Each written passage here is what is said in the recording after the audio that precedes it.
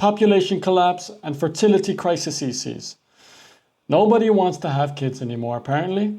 This is from How Money Works. Let's figure out what's going to happen if we just stop having enough kids, right? The end of the Second World War resulted in a massive spike in fertility across the world that gave rise to the largest generation in history, the aptly named baby boomers. Soldiers returned home young, dumb, and full of patriotic spirit. And especially here in America, this family-centered growth coincided with what many believed to be the golden age of capitalism. Homes were cheap, the free market was providing newfangled products to consume, jobs could provide a stable and comfortable living, and the only thing left to do was get busy starting a family. Now, this sounds like such a rose-tinted version of history that borders on being inaccurate, but that doesn't actually matter. Today, we are dealing with expensive homes, overconsumption of disposable consumer junk, and jobs that are extremely insecure. So naturally, the most pressing question for governments around the world is, how to make people make babies again? Yeah. Childcare is now more expensive than rent for working families and is costing the economy more than $122 billion a year. Their childcare expenses from their income taxes. That's a first. What is the biggest thing that needs to change here in South Korea to make this more appealing for women? Starting next year, South Korea will pay a childcare allowance of around $530 to parents with newborns. The biggest issue in 20 years will be population collapse. Not explosion, collapse. An uncontrolled population decline is a very concerning issue that will have serious impacts on all of us who are planning to live for more than the next 20 years. But it's important to distinguish between people who are concerned about what a population decline represents and people who are concerned about not having a ready stream of available labor produced for them. They may sound similar, but there are two very distinct solutions depending on how you look at the problem or if you even consider it a problem at all. To see why, we need It is a problem, just so we're clear. To clear up some history. The exact cause of the 1950s baby boom was not as simple as people just returning home from war and getting to it. The easiest way to see this is that there was no baby boom after the First World War. In fact, after 1918 and a brief dip during the Spanish flu, birth rates dropped to levels very similar to today, which kind of goes against the narrative. If you paid any attention to general media coverage of population collapse, you have probably been told that this is an entirely modern phenomenon caused by, well, whatever problem with the modern world you want to pick. But that's not entirely accurate. In fact, the fertility rate back here was actually worse than it looks. I think whatever problems it might have been that has caused us to come to this point has now gone on for so long that mindset is now the issue and not we need to actually change our mindset now and then have the actual problems fix themselves or have them fixed, as in being able to start a family financially, have a home that doesn't cost too much, something you can afford. There's obviously these basic needs, but it's also gotten so far, like I'm saying, where we're practically apathetic about it. We're like, you know what? It's not changing. I don't see any future here. It doesn't feel right. I can't afford it. So I'm not even going to think about it anymore, because some people actually want to have kids. And there will obviously be kids produced, if you want to put it like that. But it needs to be something the overall average individual can do and can do well. Because, I mean, right now it's a disaster. Understand why you need to understand two numbers. The fertility rate, normally expressed in the number of births per woman, and also the replacement rate. The replacement rate is how many children the average woman needs to have to maintain the population. Today in America and most other high-income countries, that number is about 2.1 children per woman. The 2 is because the population is naturally split 50-50 between men and women. Yeah. So to account for that, the average woman needs to have 2 children. And the 0.1 is because tragically, some children don't make it to adulthood where they could potentially have children of their own. Now, everybody from politicians across the political spectrum to your weird uncle at Thanksgiving has been paying strangely close attention to national and global fertility rates. But what gets less attention is that the replacement rate is variable too, and it has also been declining. Back in the 1920s, people needed to have more than 3 children on average just to maintain the population, since infant mortality rate was much higher than it is today. I see. That means that the population back here was actually declining faster than it is today. All in the age before modern contraceptives, widespread women in the workforce, the breakdown of family values, or whatever else is blamed for our current population trends. The other explanation for the baby boom was that the post-World War II economy was just so good that starting a family was easy. But the Roaring '20s were also a highly prosperous post-war economy, and yet people were having a lot fewer babies. The birth rate actually only started recovering after 1929, when the Great Depression plunged a staggering amount of American families back into relative poverty. In fact, by actually looking at the data, you can see that the baby boom really started in the 1930s, when the American economy was arguably in its worst state in the last century. There was a pause during the war, but the post-war baby boom that we are all familiar with was really just the continuation of a trend that had already started.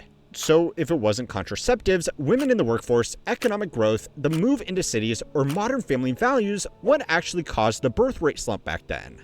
Well, it's the same thing that caused the baby boom. And the reason I'm giving you this history lesson is because it could also solve a lot of our population problems today. Let's hear but it. you might not like the answer. One of the most consistent baby blockers is I'll keep an open income mind. inequality. The economist Thomas Piketty, as part of writing his book Capital in the 21st Century, Is he then comparing it to comparison, where people were poor before, but practically everyone was maybe poor, and so at least you felt like you were part of a larger struggle, and you were willing to then work towards making that change, versus today where it feels like, especially with the internet, where some people are making it, and you're just behind, and you're like, what's the point? I can't keep up. That's an interesting theory, for sure. collected and compiled income inequality data over the last century. Just quickly, this is probably one of the best books on economics ever written, and it reads easily even to non-economists. So, like always, I will leave a link to it in the description below. Using my link helps the channel a little bit, and a good book will provide way more value than I ever could through something like a Patreon. But anyways, if you invert the data that Piketty collected on income inequality, it lines up almost perfectly with the fertility rate. If people feel like they aren't falling behind, if they have social mobility, and they can provide what is considered a good life, they will have more children. The New Deal, that was the foundation of the Great Depression recovery efforts, and the GI Bill following World War II, massively reduced income inequality. And with it, the babies flowed. But this is a big problem because, yes, people in power want to avoid a population crunch, but not like that.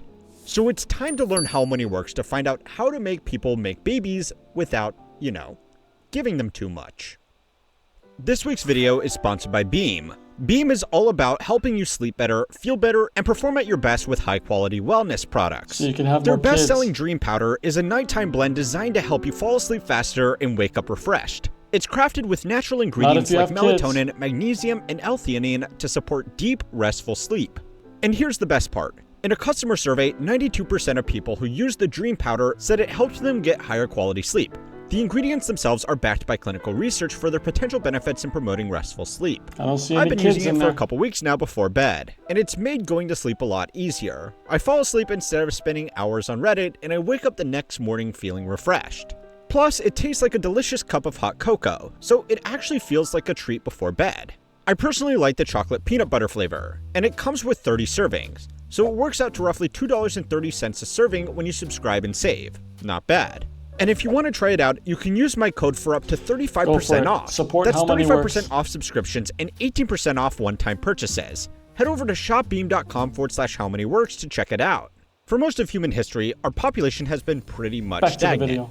Based on archaeological records, the average population growth rate for the 10,000 years between the dawn of human civilization and the Industrial Revolution was just 0.04%. Generation to generation, it was barely enough to register. And even then, there were significant setbacks like the Black Plague, which wiped out between a quarter and half of all people in Europe. People had a lot more children on average, but fewer of them survived, so the population didn't really budge. And then came the Industrial Revolution, which kicked off a bit of a feedback loop. Mechanized industry and agriculture could feed and provide more people, and more people meant more work could be done, and more innovations could be made to feed and provide for more this is people. crazy. Refinements in medicine and nutrition meant that people also lived a lot longer, which gave them more opportunities to apply their expertise to making an overall wealthier world. By best estimates, something like 7% of all of the humans to have ever lived are currently alive right now, and that's been great for business. Having more people Insane, huh? naturally boosted industry, because there were more potential consumers to cater to, and population growth provided a ready supply of labor to With so many humans, we've all come here together just to work in this factory, moving boxes around. work in the new factories. Early industrial centers like London became extremely rich, but even back then, some familiar trends emerged. Cities during the Industrial Revolution were horrible places to live. They figured out building factories much faster than building sanitation.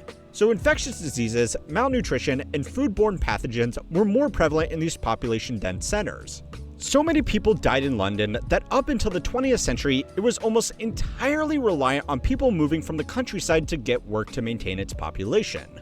Now, most cities in high-income countries, with the notable exception of San Francisco, eventually figured out that leaving human waste in the street was not a good idea.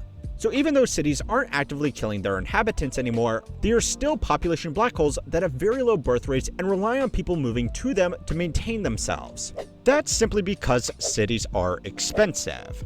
Unless you are extremely wealthy, you probably can't afford a family-sized home close to a major city. And depending on your career, you might not be able to move away from those cities without losing your job.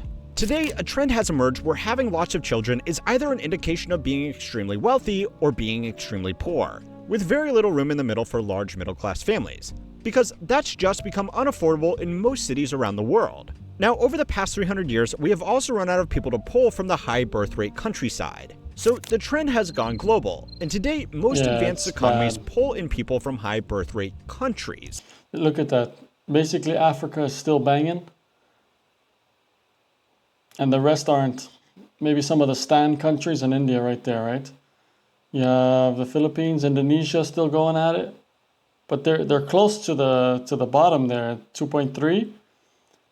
Man, Central Africa, sorry, they're having at it, man. The rise in immigration to fill labor shortages has masked the issue, but it has caused other problems like further contributing to housing affordability and putting downward pressure on wages and upward pressure on income inequality. There is also the not-so-subtle reality that a lot of the people that want a stable supply of young workers would, let's just say, strongly prefer if those workers were homegrown. Now, in all of this, there is one other simple solution. Let people work jobs outside of the city. The COVID pandemic was the most recent global event to shake up birth rates. Initially, it caused a sharp dip as people lost their jobs and saw hospitals barely having the capacity to manage the load. But as more dual-income households moved to working from home, births increased and not only made up for the initial drop, but exceeded expected trends. Unsurprisingly, it's easier to deal with a pregnancy. So that's what people are doing instead of remote working, huh? They're just banging during Zoom meetings, having those fake AI things that just shows that you're there. I get it. And have children when parents don't need to go into an office. It allows people to live in cheaper and more family-friendly communities further away from commercial centers. Now, this reality is wrestling some jimmies because companies want people to move back into the office for a variety of reasons. But the good news is that we actually have some power over this. Even with extreme measures, it's very hard to force people to have children. So if businesses won't entertain policies to promote equality or let people work from home, they don't get their future workers and consumers. If you want further evidence of the benefits of moving away from the office, look no further than the CEOs themselves that are demanding that workers return to the office while they don't actually show up to work at all. Go and watch this video on how they are making that work for them because it's something more relevant today than when the video was made last year. And don't forget to like and subscribe to keep on learning how money works. Thank you, good sir. Let's hear the comments. If it's all about inequality, really, that's what everyone's been saying, right? I can't afford it. So if inequality is the reason and people can't afford it, then I mean, the answer is there. Let's hear what they have to say. My boss told me we are a family. Why would I need another family? Crazy. The elites. How to make people make more babies? The answer: build more houses, raise income so that one parent can stay home or childcare can be affordable. The elites. No, not like that. That's exactly the thing. Humans don't like to breed in captivity. Ooh. I like this one. This is a good comment as well. This is a really good one. When we feel like we're in a hamster wheel, like we're just a cog in the machine and we can't really get ahead. This is another one where you don't feel like you have a free space in some sense. This one needs better. This one could use more explanation because I think it actually has a large point in the matter.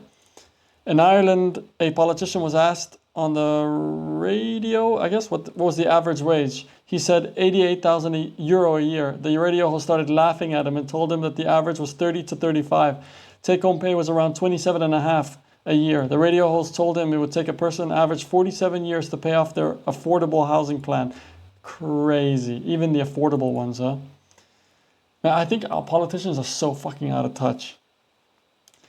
I lived in South Korea for nearly 3 years. The malls are jam-packed full of strollers. Over 90% of those strollers had small dogs in them. Oh man. The wolves are complaining the sheep aren't breeding to make more food. That's exactly what it feels like at this point. But it feels like that only because the answer is simple. We want to be able to afford it and be able to make it happen without the risk that your whole life falls apart because you have 2 kids or more. And it just feels like no one's listening. And it's obviously, everyone's accountable for it to happen. But it's just this idea like, okay, this is what we want and it's not happening. So the trend continues to go down. I mean, is it that complicated? The hope is, of course, that when you go into like what it was in the Great Depression, where people started having kids again, I do have this sense of hope for humanity in the sense that they naturally pick up themselves again. Nothing is just a continuous trend down forever. That's just not the case. So what will it take for people to be like, you know what, F it. I'm just going to start having kids again. Or maybe they find a different way of life. Maybe they move. I don't know. We're all moving to Africa. I guess that's what's happening. Can't afford a family when we've been spending all of our money on rent. Can't afford a home and haven't had a stable job. No permanent full-time work to be had. Well, yeah. That one CEO that cut his own pay to increase the pay of his employees, they had record profits. His employees gifted him a car and the employees had babies. We already have the answers. The powers that be just doesn't want to let go of their control. I like this. This is amazing. But it cannot be applied to everything because some companies are, I guess, small scale, for example, and even if the CEO takes a cut, it's not enough to cover the rest. So this might be something that can work in large corporations. Yes, large, semi-large corporations, right? It's not the end all, this one. These are very successful companies. The CEO must have been making a lot of money to be able to have all of his employees increase in pay. Feels like it was unfair to begin with, but not unfair. It's his company. He does what he wants. I feel like the only difference between me and a feudal peasant is that the peasant had more homegrown food supply. All right. Get back in the office now, said the CEO in excess from under their warm blankets. Yeah, whatever. Leave the house at 8 a.m. for work, get home at 8 p.m. from work. How would I ever have time to take care of myself, let alone anyone else? That's the thing. The biggest traitor to society, treason to society was that we both had to go work, both genders. It feels like having a child today seems like financial suicide. I live in India and have to take care of my parents entirely. All the medical expenses, monthly expenses, everything. I work in IT, highly unstable job, which is right. I mean, it pays. I don't know what he gets paid, but some of them pay well. But it is getting more and more unstable. This industry because people have just been pumped out of university for tech, and it's just a high supply of individual who can do the job for less and less by every day. Despite of being paid higher than average salary, I'm scared of bringing a child because the expenses can shoot up exponentially. With rising job insecurity and the confidence, blah, blah, another complete response will fall on me for another, say, 20 years. I don't even know if I'll have a job in the next 5 years. Exactly. I think it's the insecurity or the instability of it all. If you don't feel like you have a good future or hope for the future, you naturally want to avoid things that might be at risk of your future, right? It's just like sometimes it's so obvious, the answer, and I keep watching videos about it and I'm just like, well, what do you guys think? What should we do? Should we all just keep banging, having kids irresponsibly, or what do we do? Or is it even irresponsible? Should we just keep pumping them out? What do you want to do? What do you want to do, huh? Should we all make a national holiday to have to bang?